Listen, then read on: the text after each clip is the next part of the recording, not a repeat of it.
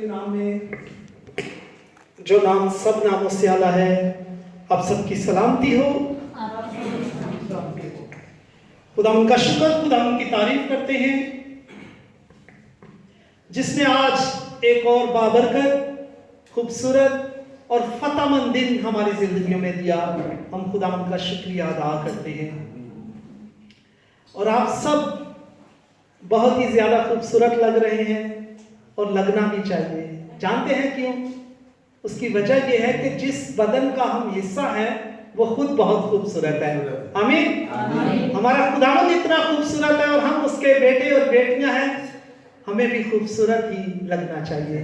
اور یقیناً یہ ہمارے لیے بڑی فخر کی بات ہے کہ غیر قومیں جسے خدا کہتی ہے ہم اسے باپ کہتے ہیں، اور یہ ہمارے لیے بڑے اعزاز کی بات ہے، بڑے فخر کی بات ہے۔ اور آج خداوند کے پاک اور مقدس کلام میں سے آپ نے پچھلے سنڈے ہم نے پڑھا تھا کہ خداوند کے لیے شکر گزاری کی قربانی گزرا اور حق تعالیٰ کے لیے اپنی منتیں پوری کر۔ پچھلے سنڈے کو ہم نے صرف شکر گزاری کے تعلق سے سیکھا تھا۔ میرا ایمان ہے کہ ہم نے کافی چیزیں اس میں ایسی سیکھی ہوں گی، کافی وجوہات ہمیں ایسی ملی ہوں گی جن کی بنیاد پر ہم خداوند کا شکریہ ادا کرتے ہیں۔ آج اس آیت کے دوسرے حصے کی طرف ہم آگے بڑھے ہیں جہاں پر منت کے بارے میں ہے۔ خداوند کے پاک کلام میں سے خداوند کے خادم نے یہ آیت تلاوت کی ہے، بیٹے نے بھی تلاوت کی ہے۔ خداوند اسے بھی بے حد برکت دے۔ اس کی وجہ یہ ہے تاکہ ہم چاہتے ہیں کہ بچوں کو بھی تھوڑا سا کنٹریبیوشن کا ٹائم ملے، ہم انہیں بھی ہر سنڈے اسی آیت کی جو ہم تلاوت کریں گے انہیں موقع دیں گے تاکہ وہ بھی پاک کلام اسپینش میں تلاوت کریں، تاکہ کچھ نہ کچھ ان کے اندر جو ہے خداوند کے پاک کلام کی باتیں جائیں۔ ہم نے وائس نبی کا صحیفہ اس کا 5واں باب 4 آیت سے پڑھا ہے۔ یہاں پر لکھا ہے، جب تو خدا کے لیے منت مانے تو اس کے ادا کرنے میں دیر نہ کر، کیونکہ وہ اہم سے خوش نہیں ہے، تو اپنی منت کو کیا کرنا؟ پورا کرنا۔ منت کیا چیز ہے؟ منت کے لیے جو آسان لفظ اردو میں ہمیں ملا ہے وہ ہے وعدہ کرنا۔ کیا کرنا؟ وعدہ کرنا یا عہد کرنا۔ اور پھر اس کے لیے انگلش میں جو لفظ استعمال ہوا ہے وہ ہے واو یا پھر اوتھ۔ جیسے ہم قسم کھاتے ہیں، یہ بالکل منت جو ہے وہ اسی کے مترادف گنی جاتی ہے۔ بیٹے نے جو اسپینش میں تلاوت کی ہے، اسی منت کے لیے جو لفظ استعمال ہوا ہے وہ ہے ووتو، اور یہاں دوسرا لفظ استعمال ہوا ہے پرومیسا، جسے ہم انگلش میں پرومس کہتے ہیں، وعدہ کرنا، عہد کرنا۔ اور آج ہم اس منت کے بارے میں دیکھیں گے کیونکہ بائبل مقدس میں 30 سے زیادہ حوالہ جات جو ہیں وہ اس منت سے متعلق ہے، اور زیادہ تر حوالہ جات جو ہیں وہ پرانے عہد نامہ میں پائے گئے ہیں جہاں پر لوگوں نے خداوند کے لیے منت مانی۔ اور یہاں پر بائبل مقدس میں 2 طرح کی منتوں کا ذکر ہے۔ منت سے مراد میں نے جیسے آپ کو بتایا وعدہ کرنا، پرومس کرنا۔ ایک پرومس ہوتا ہے جو ہم ایک دوسرے سے کرتے ہیں، ٹھیک ہے بھائی، اگلے مہینے آپ کو کمیٹی مل جائے گی، ہم دیتے ہیں نہیں دیتے وہ ایک الگ بات ہے، لیکن ہم کیا کر رہے ہیں؟ اس سے عہد کر رہے ہیں، اس سے وعدہ کرتے ہیں۔ اور خداوند کا پاک کلام ہمیں کیا کہتا ہے کہ اگر ہم ایماندار ہیں تو ہمیں ہاں کی جگہ ہاں کہنا ہے اور نہ کی جگہ نہ کہنا ہے، بیچ میں کوئی جگہ موجود نہیں ہے جہاں پر دوگلی چال جو ہے وہ ہم چل سکیں، ٹھیک ہے۔ اگر آپ کر سکتے ہیں تو آپ نے ہاں کہنا ہے، نہیں کر سکتے تو منع کرنا ہے اسٹریٹ فارورڈ۔ وقتی طور پر ہو سکتا ہے انہیں برا لگے، لیکن آگے چل کے وہ بات آپ کے لیے ان کے دل میں ضرور ایک وقت آئے گا کہ عزت اور محبت قائم ہوگی آپ کے لیے۔ اصل میں ہوتا کیا ہے کہ منت کیسے مانی جاتی ہے؟ مثال کے طور پر میں نے وش کی، میں نے خواہش کی، میں نے مراد مانی کہ خداوند اگر تو مجھے نیا گھر دیتا ہے تو میں تیرے گھر میں پنکھے لگواؤں گا، لیٹ سے ایگزامپل دے رہا ہوں، ٹھیک ہے۔ ہم لوگ ایسے ہی کرتے ہیں۔ اس وقت جب ہم کسی پرابلم میں ہوتے ہیں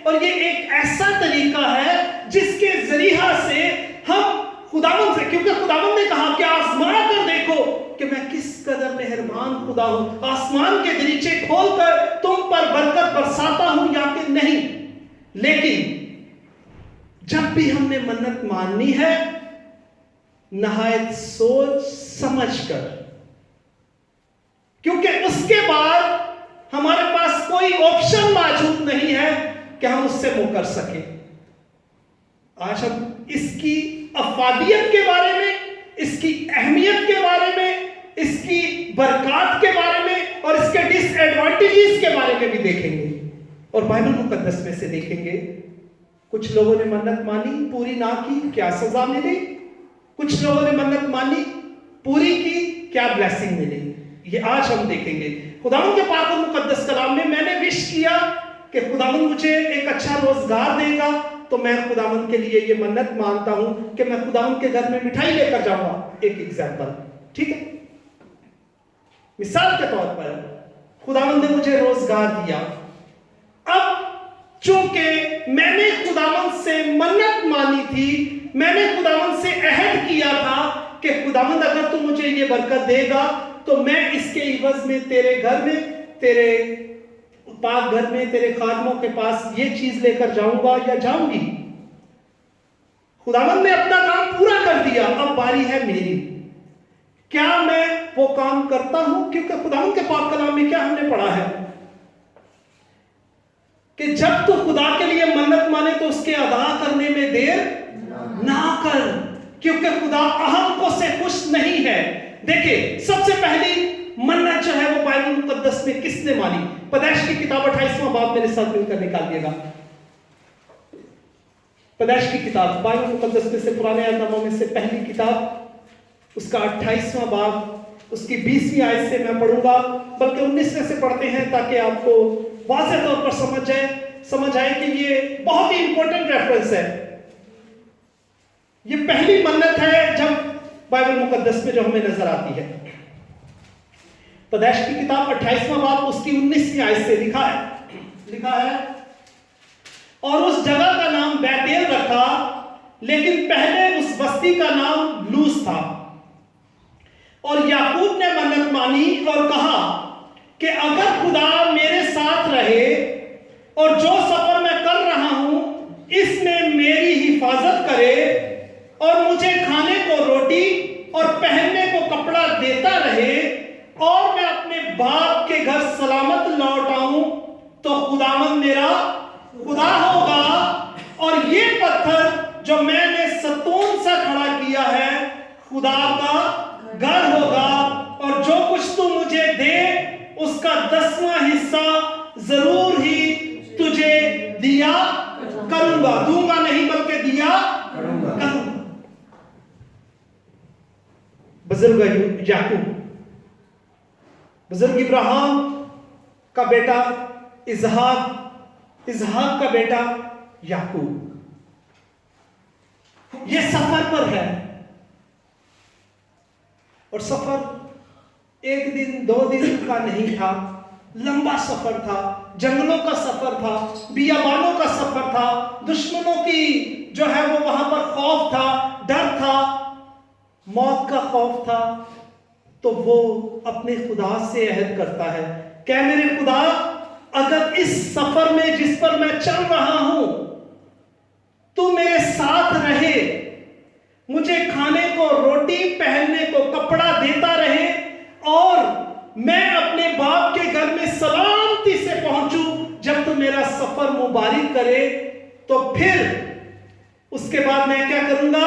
سب سے پہلے یہ کام کروں گا کہ یہ جہاں پر میں نے یہ پتھر کھڑا کیا ہے یہاں پر تیرا کیا ہوگا؟ گھر ہوگا۔ یہ خداوند نے اپنے بندہ کے دل میں یہ بات ڈالی، اس نے کہا کہ میں تیرا گھر اس جگہ پر بناؤں گا، اور یہ بالکل وہی جگہ ہے جہاں پر بزرگ داؤد نے اپنے بیٹے کی معرفت، بزرگ سلیمان کی معرفت ہیکل سلیمانی مقدس ہیکل بنائی، اور یہ وہی مقام تھا۔ دوسرا عہد اس نے کیا کیا کہ میں جب اپنے باپ کے گھر میں سلامتی سے پہنچوں گا تو جو کچھ تو مجھے دے گا اس उसका 10वां हिस्सा जरूर ही तुझे दिया करूंगा। और ये पहला अहद था, पहली मन्नत थी जो बुजुर्ग याकूब ने खुदावंद से मांगी, और खुदावंद ने उसे सरफराज किया, उसे कामयाब किया, उसकी हिफाजत की और उसके सफर को मुबारक किया। और उसके बाद उसने और उसकी नस्ल ने आज तक ये रीत मौजूद है कि वो अपनी कमाई का 10वां हिस्सा खुदावंद के घर में देते हैं। सिर्फ उसने माना था, आगे उसकी औलाद भी अपने बाप दादा के कदमों पर कदम रखती हुई आगे बढ़ती चली गई। अब खुदावंद के पाक और मुकद्दस कलाम में एक ऐसी एग्जाम्पल हम देखेंगे कि जहां पर मन्नत मानी गई और पूरी नहीं की गई, क्या सजा मिली। मेरे साथ मिलकर निकालिएगा ईमाल की किताब, पूरा नए यादनामा में से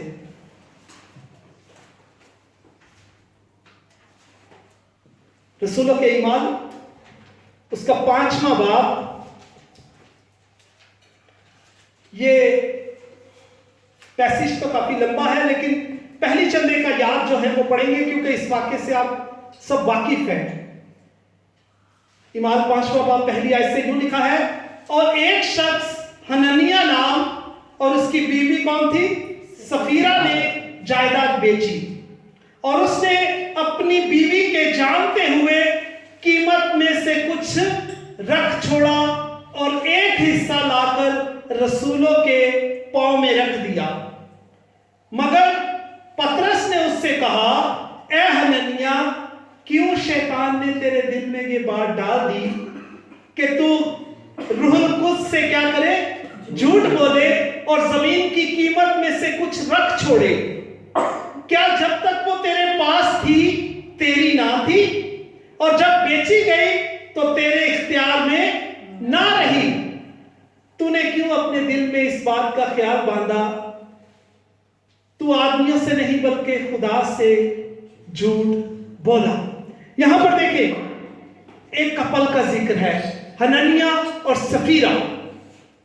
इससे ऊपर वाले अबवाब अगर आप ईमाल के पढ़ेंगे, वहां पर लिखा है कि जब इब्तदाई कलीसिया थी, मुकद्दस रसूल थे, तो सारे ईमानदार क्या करते, अपने घर को, अपने प्लॉट्स को, अपने खेतों को बेचते और सारा रुपया पैसा लाकर मुकद्दस रसूलों के कदमों में रखते। उसका क्या मकसद था? उसका मकसद ये था, चूंकि मुकद्दस रसूल जो है वो बशारत के काम को सरंजाम देते, इस खुशखबरी के पैगाम को दुनिया के कोने कोने तक पहुंचाते, और उसके अलावा वो एक दूसरे की एहतियाजें भी रफा करते, किसी को कलीसिया में जरूरत होती तो उनकी मदद करते।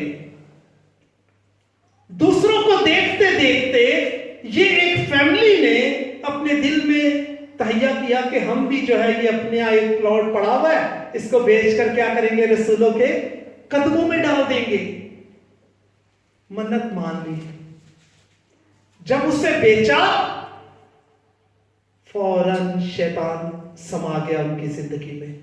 उसने कहा, बच्चे भी जवान होंगे ने, ब्याह नहीं करना, बच्चों ने स्कूलों दी फीसा बिल किन्ने भरने, बहुत सारी फिक्रें उसने उसके अंदर फौरन डाल दी कि अगर तू सारे पैसे जाकर रसूलों को दे देगा तो अपनी जरूरियात तुम्हारी कैसे पूरी होंगी, तुम्हारा घर कैसे चलेगा। शैतान ने उसके दिल में जो है वो वसवसा डाल दिया। शैतान ने उसके दिल को उभार दिया खुदा के खिलाफ और उस अहद के खिलाफ जो उन्होंने माना। और लिखा है कि उसने अपनी बीवी के जानते हुए, यानी कि दोनों की क्या थी, म्यूचुअल अंडरस्टैंडिंग थी, उन्होंने उन पैसों में से कुछ रख छोड़ा। पतरस को क्या पता चल रहा है कितने का बेचा है, ये तो हमारी आपस में तय हुआ है, उनको क्या पता हमने कितने की जगह बेची है। पैसे लाकर बुजुर्ग पतरस के पास उसके कदमों में रखे तो बुजुर्ग पतरस क्या कहते हैं, क्या हननिया, क्या ये जायदाद इतने ही की बेची थी? कहने लगा, जी मेरे आका, इतने ही की बेची थी। तो बुजुर्ग पतरस ने क्या कहा, क्यों शैतान तेरे अंदर समा गया और क्यों तूने रूहुल कुद्स से क्या बोला, झूठ बोला। वो रूह कुद्स से झूठ बोल रहा था? नहीं, वो मुकद्दस पतरस से बात कर रहा था। लेकिन मुकद्दस पतरस उससे कहते हैं कि तू मुझसे नहीं, खुदा से झूठ बोल रहा है, रूह कुद्स से झूठ बोल रहा है। और ये जायदाद इतने की नहीं थी। क्यों तेरे दिल में शैतान समा गया? उसने कहा, क्या जब तक तूने मन्नत ना मानी ये जगह तेरी नहीं थी? तेरी थी। हमने तुझसे नहीं कहा कि ये जगह को बेच, लेकिन जब तूने मन्नत मान ली कि ये काम करेगा, तो फिर इस चीज के ऊपर तेरा हक नहीं रहा। अभी ये चीज जो है वो किसकी हो चुकी है? खुदा की हो चुकी है। इसमें तेरा कोई हिस्सा और बखरा नहीं रहा। लिखा है कि वो उसी वक्त धड़म से गिरा और मर गया। थोड़ी देर गुजरी है, उसकी बीवी को नहीं पता क्या वाकया हो चुका है। बुजुर्ग पतरस के पास आई है। उसने कहा, ऐ सफीरा, क्या ये जायदाद इतने ही की बेची थी? उसने कहा, हाँ मेरे मालिक, इतने ही की बेची थी। उसने बुजुर्ग पतरस कहते हैं, क्यों तुम दोनों मियां बीवी ने मिलकर खुदावंद को धोखा दिया है, खुदा से झूठ बोला है। तुम्हारा हस्बैंड जो है वो अभी मर चुका है, नौजवान उसे लेकर गए हैं, दफना कर वापिस आ रहे होंगे, अभी तुम्हें भी लेकर जाने वाले हैं। लिखा है कि उसी वक्त मरी, उसको पकड़ा, नौजवान उसे भी दफना कर आ गए। वो पैसे किसके काम आए? किसी के नहीं।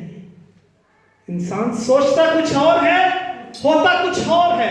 इसलिए खुदावंद के पाक कलाम में लिखा है कि तेरा मन्नत ना मानना इससे बेहतर है कि तू मन्नत माने और उसे पूरा ना करे। मैंने बहुत सारी ऐसी बहनों को देखा है जिनके पास औलाद नहीं होती। खुदावंद अगर मुझे बेटा देगा ना, तो मैं उसे खुदावंद की खिदमत के लिए दे दूंगी। खुदा आपको ब्लैकमेलिंग कर रहे हैं। जब बेटा मिलता है, बहन आप चर्च क्यों नहीं आती? ओ मुंडा ही नहीं खिलौन देता, कितने बड़ा तंग करता है। बच्चे सारे एक जैसे होते हैं। वही बरकत जो हमारे पास नहीं थी, हमने आंसुओं के साथ मांगी, जब खुदावंद ने हमें दी तो उसी ने हमें खुदा से दूर कर दिया। हम अपने उस अहद को भूल गए, वादा को भूल गए। और याद रखें कि जब हम ऐसा करते हैं तो नुकसान जरूर होता है। आगे देखें, खुदावंद के पाक और मुकद्दस कलाम में एक और खूबसूरत मन्नत जो है जिसे पूरा किया गया, और उसकी अफाटियत के बारे में, उसकी बरकत के बारे में भी आपको बताऊंगा। खुदावंद के पाक और मुकद्दस कलाम में से पहला सामुएल पहले बाब की 9 से 11 आयत हम पढ़ेंगे।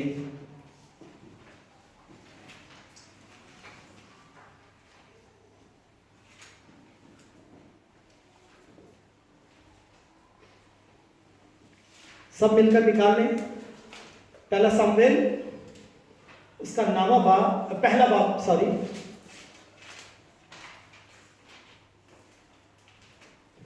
निकाल लिया है सबने? यहां पर क्या लिखा है? पहला सामुएल पहले बाब की 9वीं तक 11वीं आयत। और जब वो सैला में खा पी चुके तो हन्ना उठी। उस वक्त एली काहिन खुदावंद की हैकल की चौखट के पास कुर्सी पर बैठा हुआ था और वो नहायत दलगीर थी। सो वो खुदावंद से दुआ करने और जार जार रोने लगी, और उसने मन्नत मानी और कहा, ऐ रब्बुल फाज, अगर तू अपनी लौंडी की मुसीबत पर नजर करे और मुझे याद फरमाए और अपनी लौंडी को फरामोश ना करे और अपनी लौंडी को फरजंदे नरीना बख्शे, तो मैं उसे जिंदगी भर के लिए खुदावंद की क्या कर दूंगी? नजर कर दूंगी, और उस तरह उसके सर पर कभी ना फिरेगा। ये बुजुर्ग अलकाना की बीवी बुजुर्ग हन्ना है, जो कि बांझ थी। अपने दुख से, और बांझपन का दुख मैंने पहले आपको बताया है कि ये एक लानत के मुतरादिफ है, बांझपन होना। और वो अपने अंदर एक बांझपन जो है, ये घुन की तरह इंसान को अंदर ही अंदर खाता रहता है। اور وہ ایسا دکھ ہے کہ کسی سے آپ بیان بھی نہیں کر سکتے. یہ بھی رو رہی ہے، آنسو بہا رہی ہے اور ہیکل میں گئی ہے،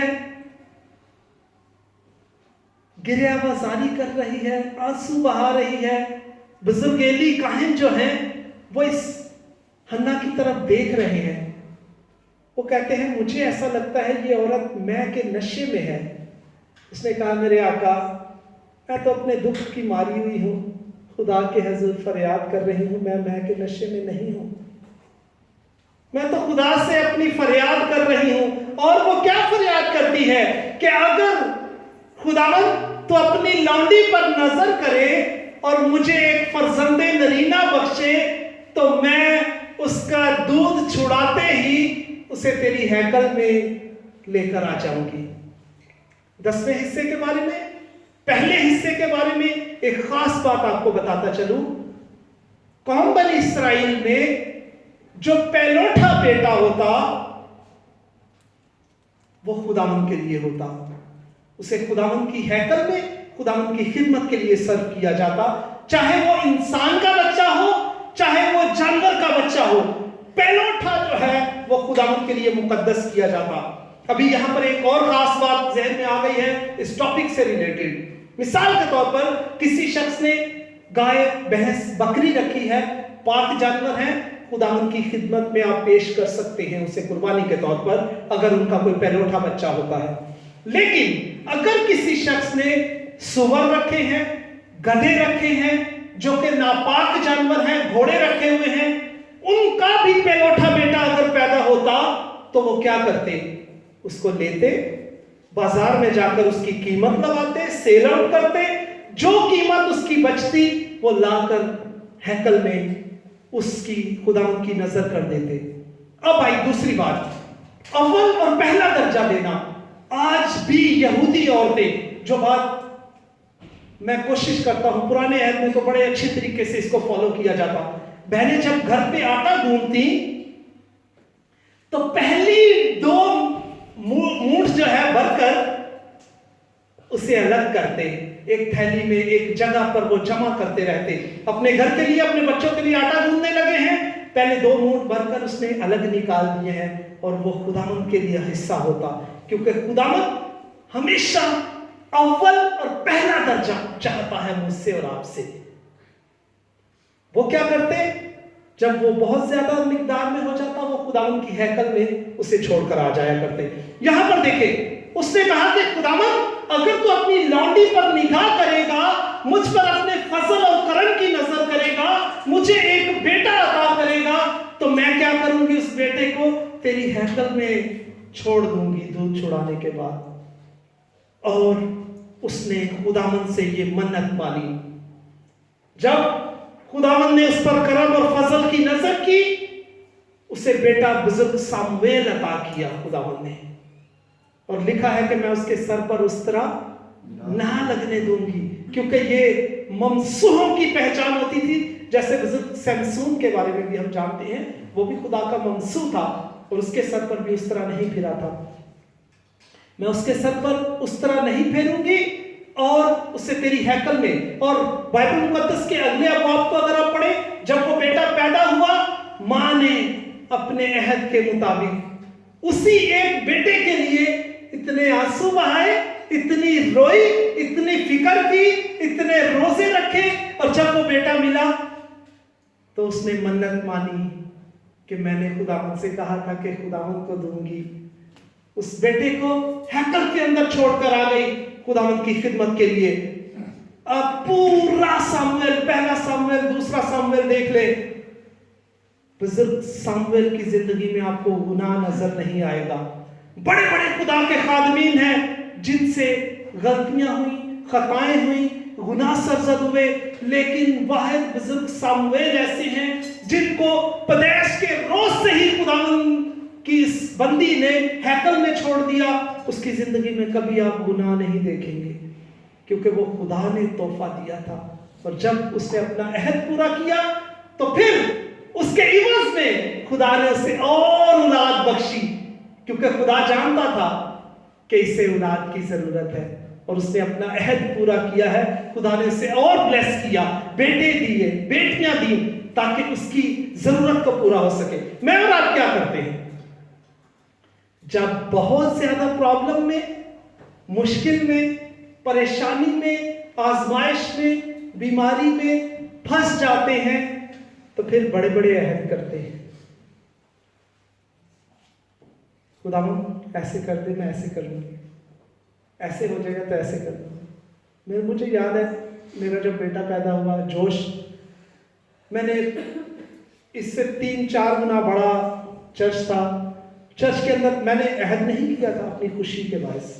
پورے چرچ کے اندر میں نے قالین بچھوا دی. وہاں پر پہلے دریاں بچھاتے تھے نیچے بیٹھنے کے لیے. میں نے پورا اس میں جو ہے وہ قالین بچھائی اپنی خوشی سے کہ خداوند نے مجھے بلیس کیا ہے. اسی طرح